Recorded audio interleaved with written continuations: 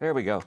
You can see it okay, great. Okay, I'm Dr. Gerlich. I've been here a little while. 1989 is when I arrived here. Paladar Canyon was still a small ditch back then, but things have changed considerably, and yet as Dr. Anwar and I like to joke, it hasn't changed that much at all. We've just gotten old, that's all, right?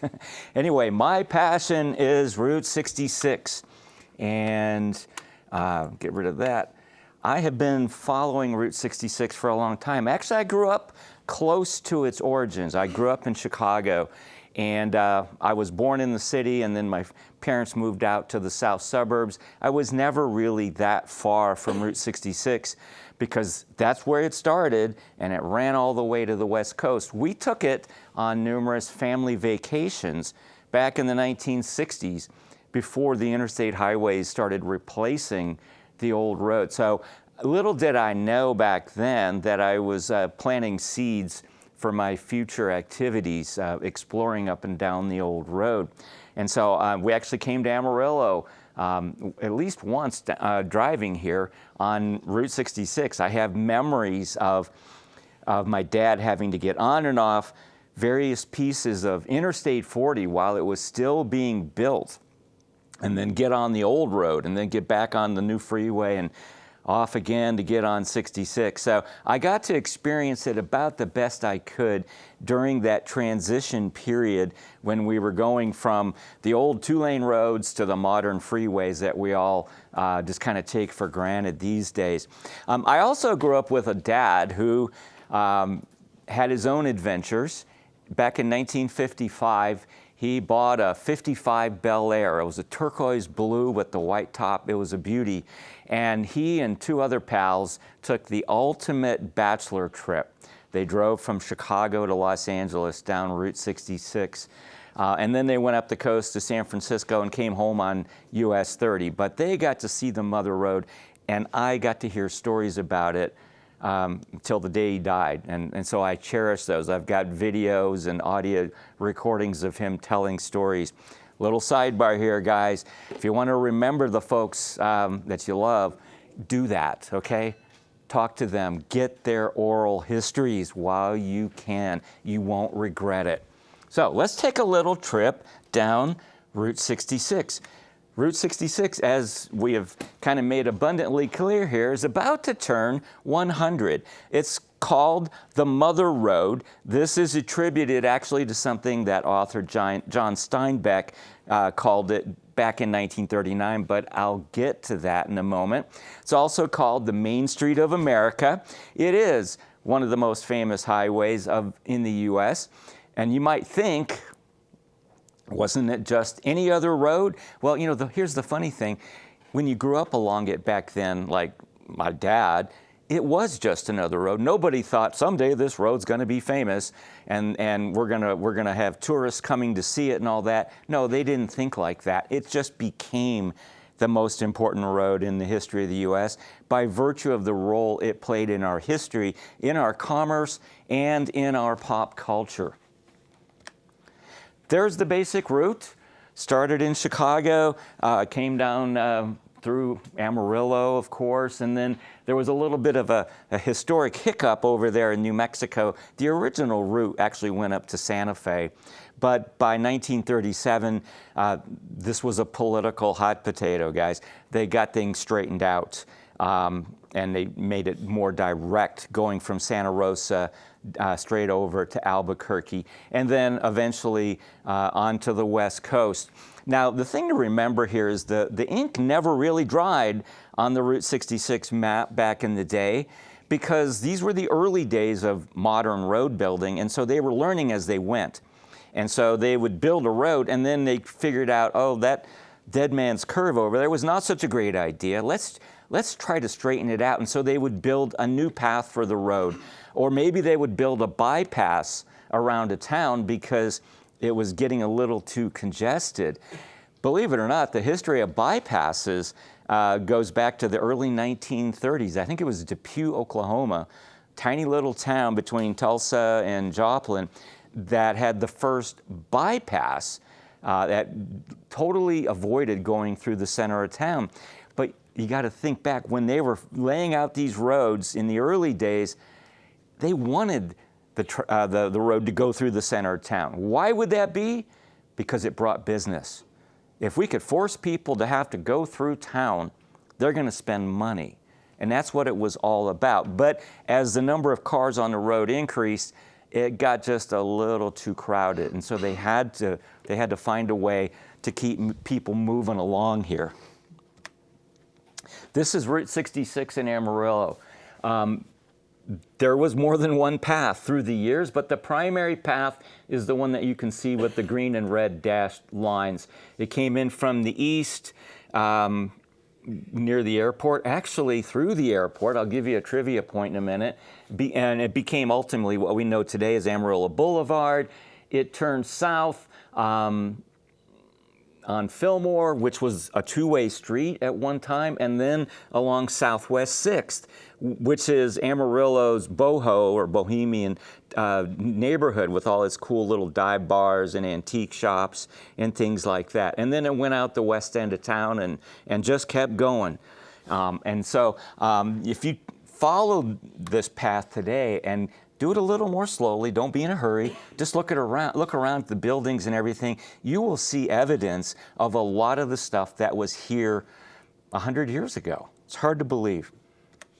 All right, so formally born on November 11, 1926. But we got to remember, this was not the only road that was born on November 11. That date is significant because that is when the numbered federal highways were all born. It was by virtue of a bunch of legislation around 1924 that set the wheels in motion. So all the numbered highways, like US 87 that runs right through Canyon, Texas, we know it as 23rd Street.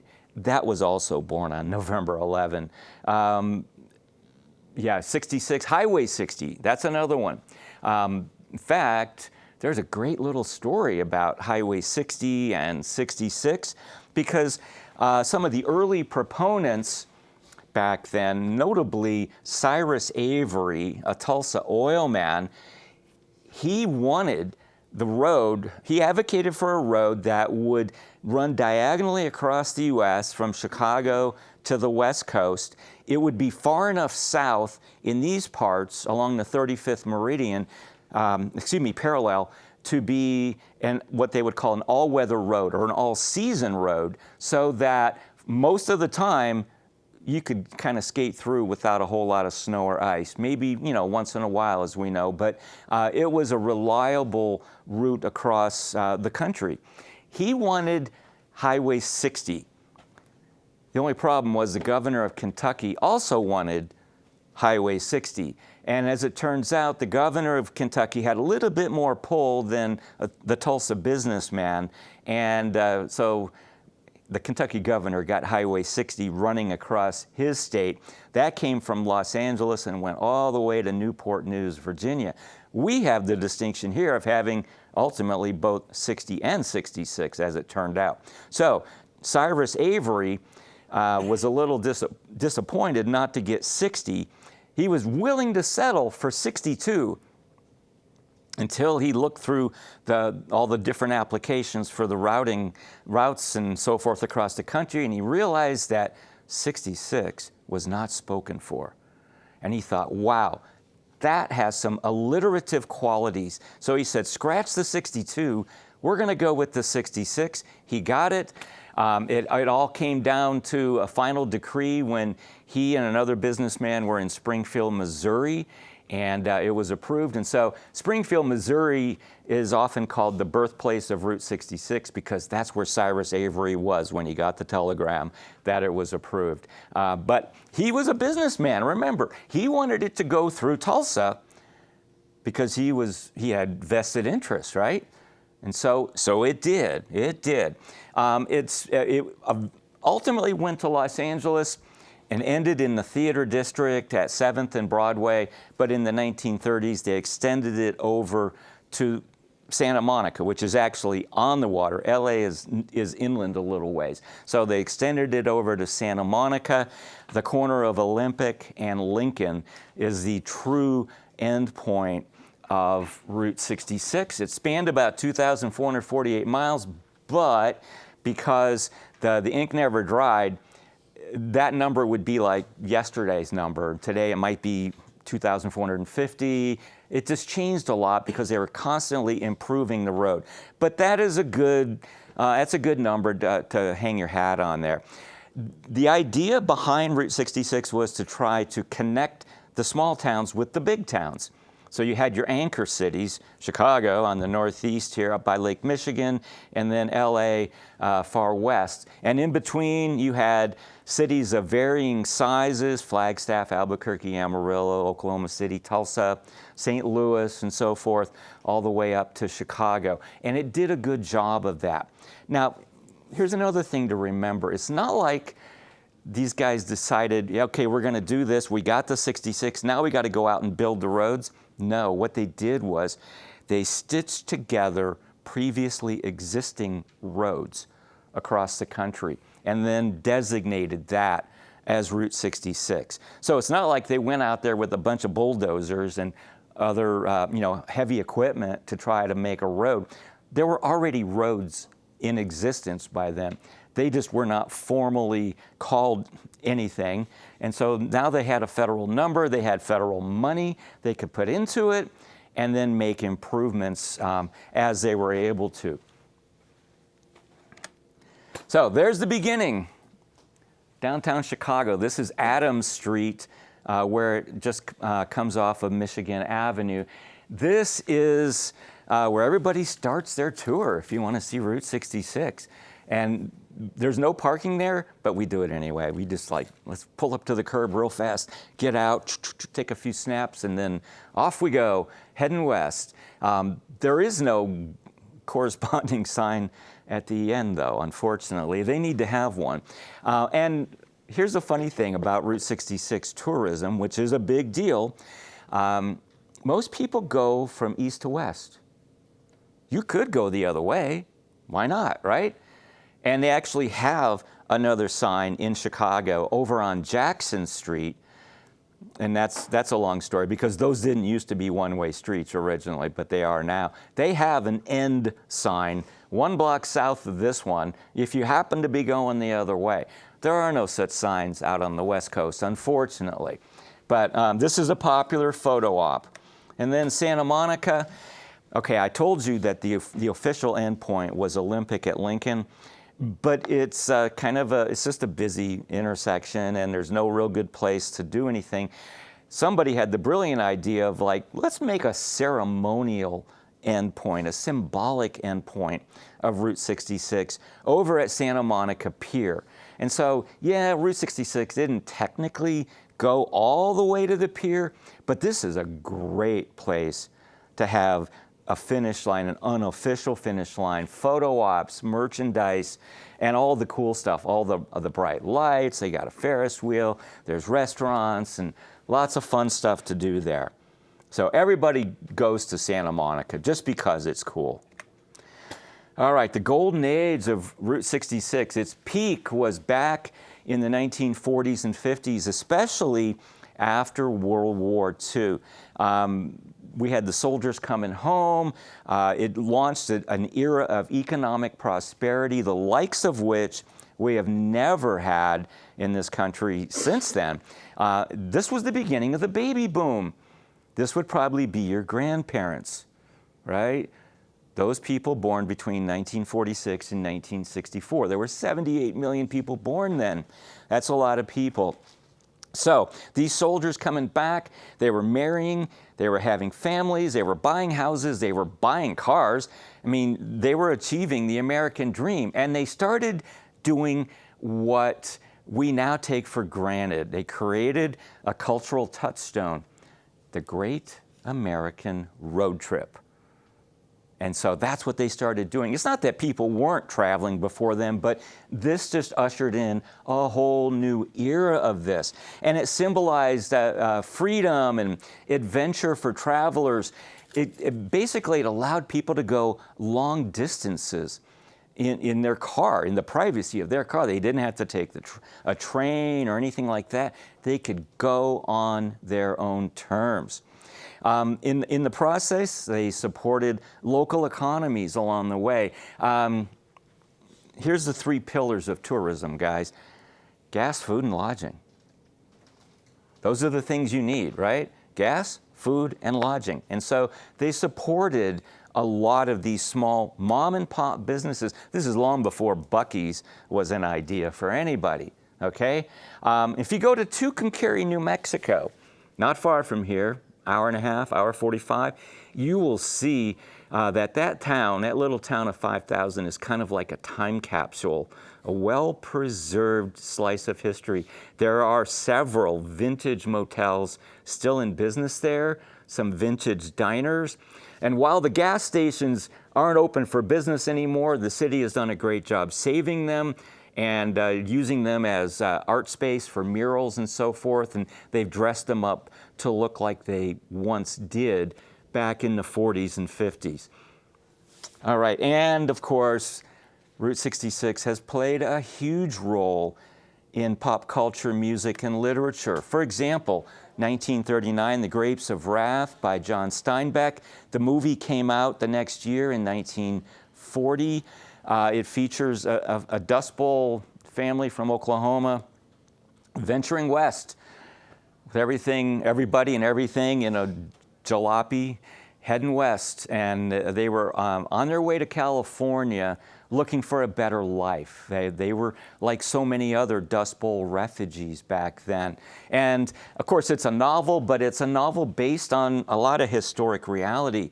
Then there was the song that Bobby Troup wrote in 1946, Get Your Kicks on Route 66. And there's a neat story behind that. Bobby and his wife were actually traveling from Pittsburgh to LA. He was an aspiring actor, and he was also, a songwriter and lyricist. And by the time they got to St. Louis, they picked up Route 66 and they were heading west. And Bobby is trying to think about what can I do with this in terms of a song. His wife actually provided the inspiration and showed him that kicks and six rhymed. Didn't take long. Get Your Kicks on Route 66. Nat King Cole sang the original in 1946. It has since been covered about 400 times. It is one of the most popular songs in the history of music in the U.S. And a variety of artists have done it, from Chuck Berry to the Rolling Stones to Depeche Mode. Lots of different renditions. The Manhattan Transfer did a jazzy version of it. It's a song that just lent itself well to whatever style of music you wanted it to be. There was an early TV series back in the 60s called Route 66. And of course, okay, how many have you seen the Cars movie?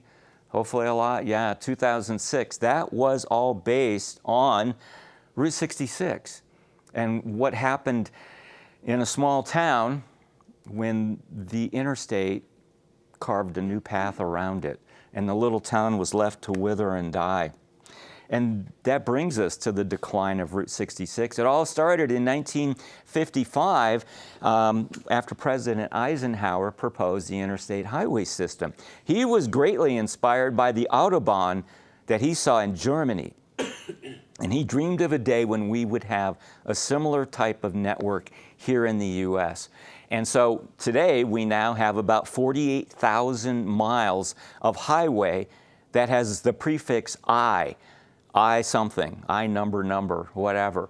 But that didn't exist until 1955. Well, the law of unintended consequences rears its ugly head many, many times. And in this case, what happened as we built those freeways, we wound up literally bypassing a lot of the things that everybody went by on the old road. And it made it possible for really fast travel, which I know we love.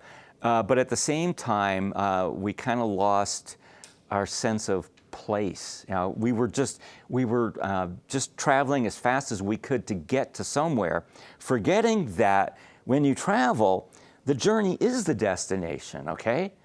It's the getting there that's the memorable part.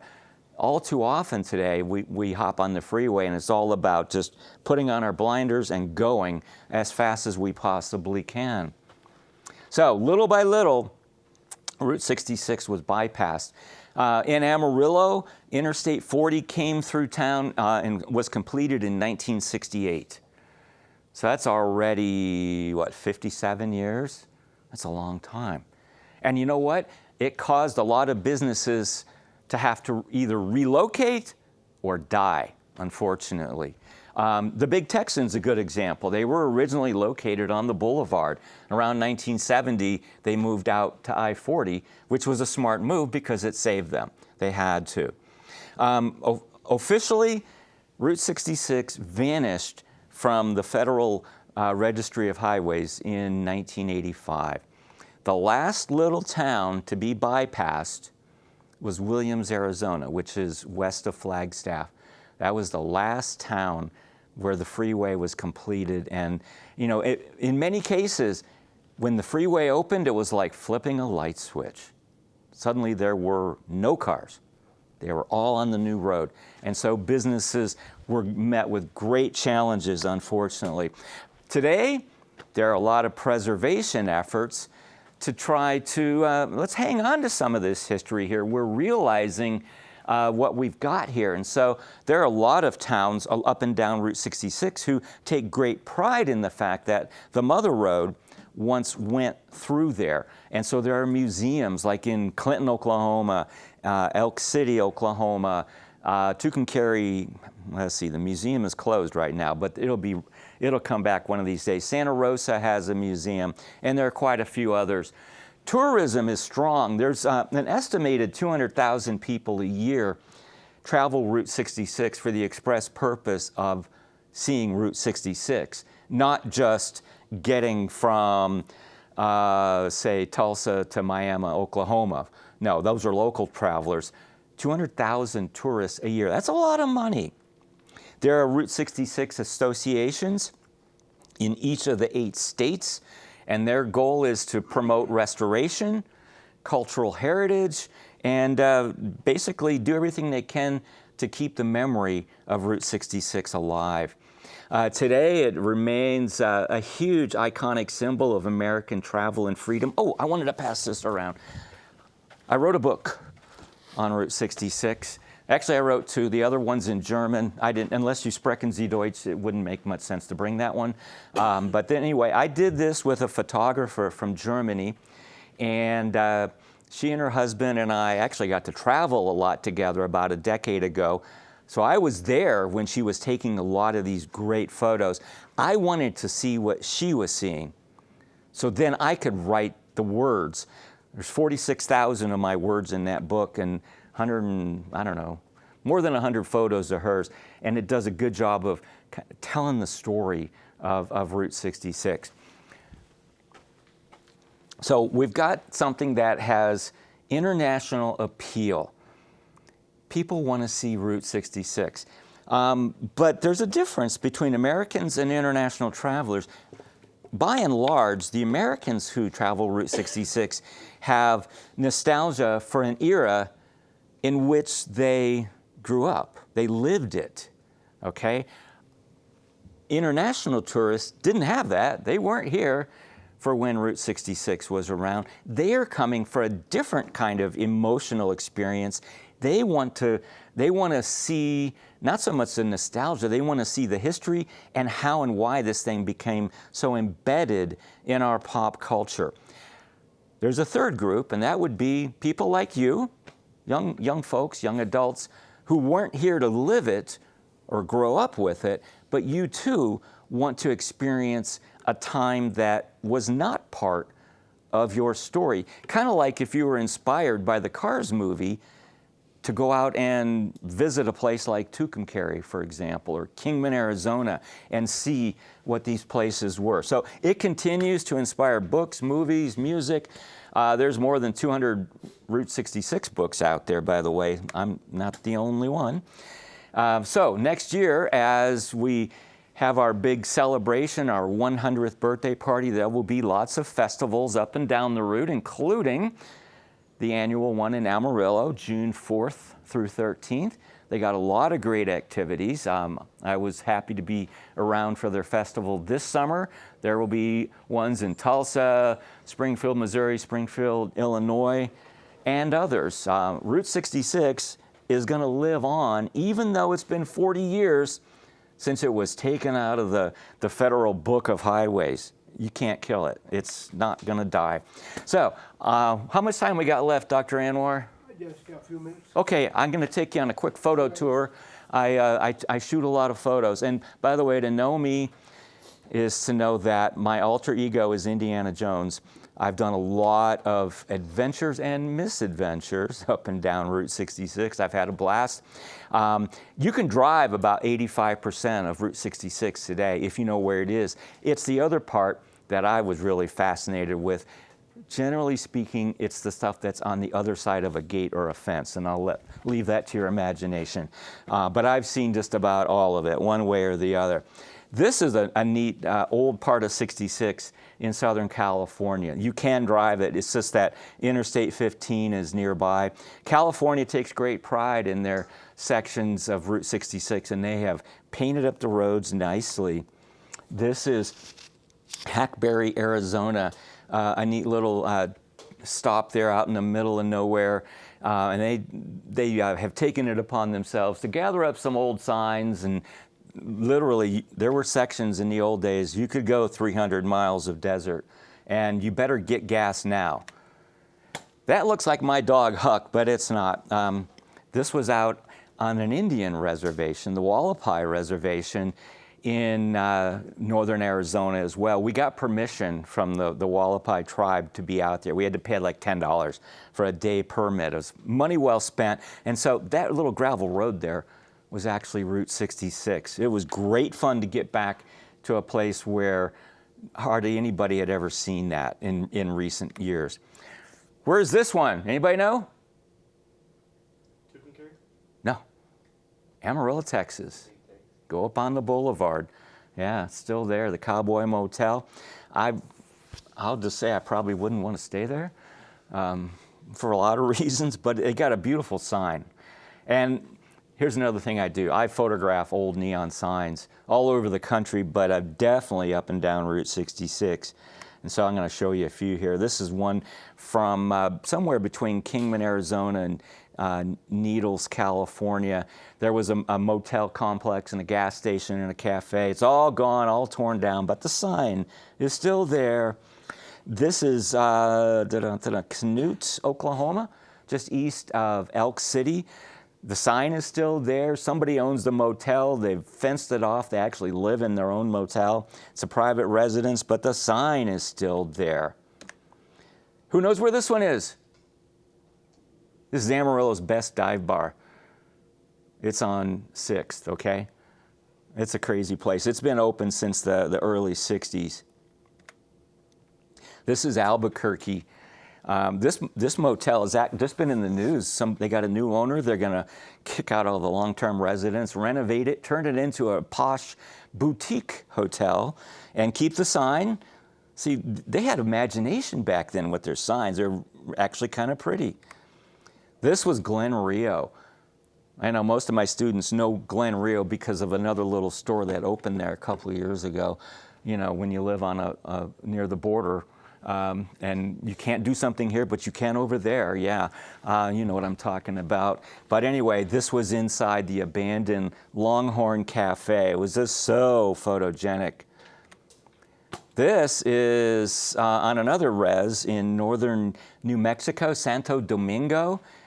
This was a neat little mercantile or trading post out there in the middle of nowhere, but there's a modern railroad track in front of it. This is the rail runner that goes between Belen and Santa Fe. It goes right in front of this historic building. This is, what's the name of this town? Hinckley, Oklahoma, west of Oklahoma City. This was a cafe. It's looking a little run down, a little long in the tooth. There's a lot of this, though. If you're into abandonment like I am, this is, let's stop the car. I'm getting out. This is Conway, Texas. Not a whole lot to see there. Grain elevators, that's about it. This is Shamrock. I found a junkyard and took a picture of a tail fin. This is Oklahoma. What was Mickey Mantle's town? I can't remember. This is an actual gas station back in the day. Can you imagine a gas station that small? But they didn't need like a Buc-ee's to sell gas. They were content to do it in a teeny little cottage like that. This is the Roadrunner gas station out in the Mojave Desert. This is slowly but surely being brought back to life, not so much as a business, but just as a historic preservation. Look at the line of the roof. That's called a bat wing. It was very popular in the 50s and 60s. The architectural style was called Googie, and it involved lots of cool angles and stuff like that. There you go, Shamrock, Texas. If you've never seen it at night, you need to. By the way, this inspired something in the Cars movie too, okay? This is Amboy, California, Roy's. This sign, this is my favorite neon sign. You know why? Because it was illuminated 3 days before I was born. That's why. It's totally random. It was turned on February 1, 1959, and I came along 3 days later. I didn't know about it till, I don't know, 15 years ago. But oh gosh, this is eastern New Mexico. I'll just speed along here. This is Wilderado, an old grain elevator. Sadly, if you go see this today, the top part, I'm pointing, the top part, the cupola, blew off during a windstorm. So it's kind of like it got its head chopped off. This is the Sidewalk Highway near Miami, Oklahoma. Back in the old days, some parts didn't have enough money to make a really wide road with pavement. So instead of a 2-lane paved road, they put one skinny lane and then had dirt off to the side. So if you met a car coming head on, you kind of had to pull off the road. So this was a poor man's road. This is Afton, Oklahoma. It's a sorry place, believe me. This is one of those places where I said I'm not going to get people in my photo because I never want to objectify poverty. The folks living in there, it was sad. This is the Coleman Theater in Miami, Oklahoma. This is an amazing place if you ever get a chance to go there. The pipe organ will blow your mind. Oh, Winslow, Arizona, right? Standing on a corner? You've heard that song by the Eagles, or I know your grandparents did. They grew up with it. So anyway, Winslow, Arizona made this neat little park that honored the song, that mentioned them. And this is a major tourist stop to be able to get off there and take your picture standing on a corner, right? It's a girl, my lord, in a flatbed Ford. What's the next line? Slowing down to take a look at me, right? Yeah. Also in Winslow, La Posada, I know, Dr. Anwar, you have stayed there. I've stayed there many times. This is an old railroad-era hotel that was restored by a couple from LA. This is top shelf. This is the dirt road between Glen Rio and San Juan. Here's an Amarillo shot, the Triangle Motel. There's actually a guy who lives in it. That's a story for another day, but it's still standing.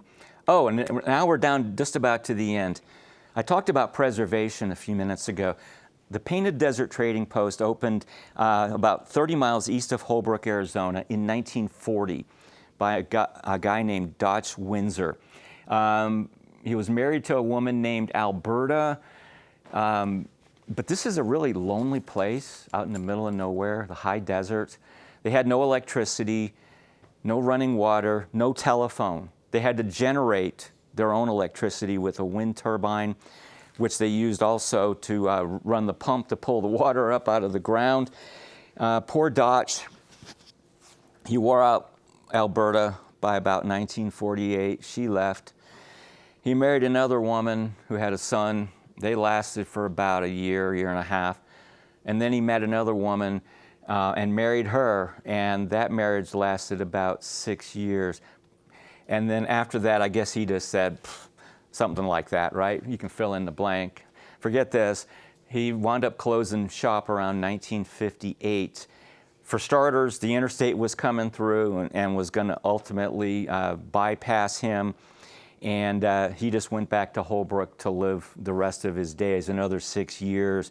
And the building remained abandoned all this time. It became an icon among Route 66 hardcore roadies, as we call ourselves, to get back there and see this decaying remnant of the glory years. Well, in 2018, one of my friends found out that whoever owned this back then, he had no plans for it. He wanted to sell it. So my friend rustled up a bunch of other people, 10 of us all together. We put our money out there. We bought it. We bought that building. This is not exactly prime real estate. It came with 92 acres, and it's right on Route 66, and we put a little more money and some sweat equity into it. Oh, and you're going to see it here in a minute. I know I got to hurry, and I want to show you. Yeah, I should have moved that. Sorry. We're going to go straight to the end here. That's what it looks like today. We fixed it up, and it's got interpretive kiosks on the inside. You can go and visit and read all about the history of the building and so forth. And it's free of charge. And yeah, I'm glad to be a part of this. It's a 501c3. The Painted Desert Trading Post Co-op is what we call it. And you can go see it. Are we out of time now? Okay, I will quit there. I can always answer questions. You can stop by my office, and I can show you more. I can put you to sleep if you want to. But anyway, thanks very much, and I'll let you take over. If you have any questions, we have a few minutes, Ken, and if you guys could come. Okay, sure. So they have questions for you. We have a few minutes for quick Q&As. Excellent information, excellent comments. We put them to sleep. Yep. I see that glazed over look. Mr. Gerlich, this question's for you. My name is Willie Wiggins. I'm an aspiring musician, and I've got a great appreciation for the things of old. Like, I love Route 66. I play at the Big Texan. What would you say a good location would be to shoot a cool vintage music video on Route 66? Oh my, I could think of a few places. That would be one. That's awesome. I can make that happen for you. Oh my goodness. Oh yeah, I'm part of the ownership group, so I can get you through the gate. So it's about a 6.5 hour drive from here. But I guarantee, every second. yeah, you won't have any traffic going by because it's an otherwise closed off road. So yeah, that would be cool to do it out there. I would love it. I tell you, I'm kind of learning how to market myself as a musician, and anything like that. That is right up my vibe and alley. So that's come really talk cool. to me. We'll get this. Is there electricity yet? You got to bring your own electricity. Good. You're good. That's all you need. Bring a cooler full of beverages. It gets hot out there, but yeah, we can do that. Yes, sir. That's awesome. Well, thanks so much. Just quick comment. When I came in 1987, August 23rd, I drove on I-40, 19 hours, from San Diego to Canyon, Texas, and I'm still here. But because of this road, Nick, Kent also knows, we made close to 100 trips to Santa Fe in the last 38 years, me and my wife. So there is a lot of nostalgia, heritage, and that's why we selected this topic. But thanks so much. I hope we have another session next year because it's a big event. But thank you so much.